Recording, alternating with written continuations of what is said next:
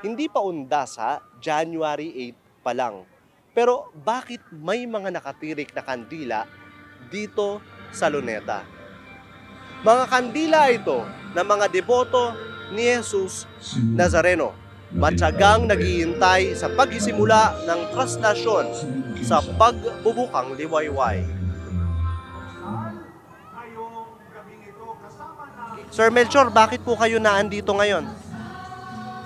Dahil naoperahan po ako ng colon cancer. Siyempre, nagpapasalamat ako na buhay pa ako hanggang ngayon. Yun lang po.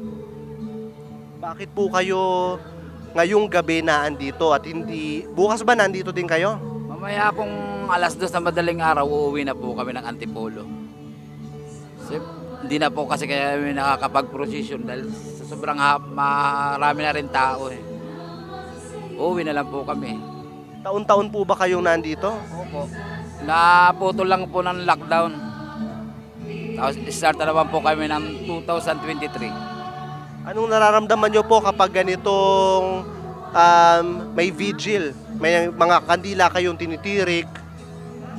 Siyempre, nagpapasalamat kami sa buong taon na nakakaraos kami ng biyaya.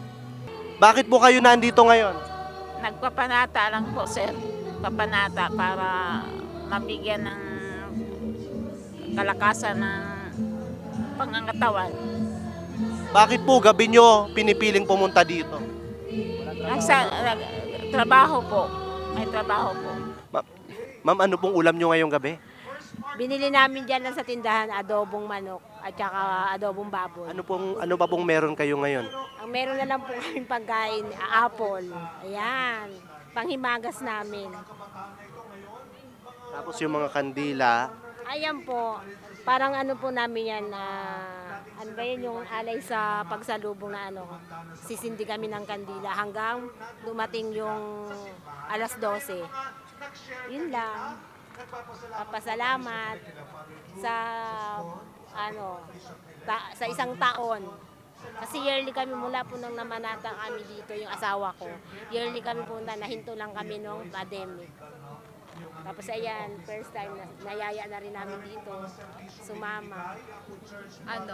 Ako first time ko, naaya lang ako ni Ate Bebo tsaka ni Kuya Choy ni Ate Regina. First time ko siya ngayon. Parang kasi pasasalamat na rin sa buong taon.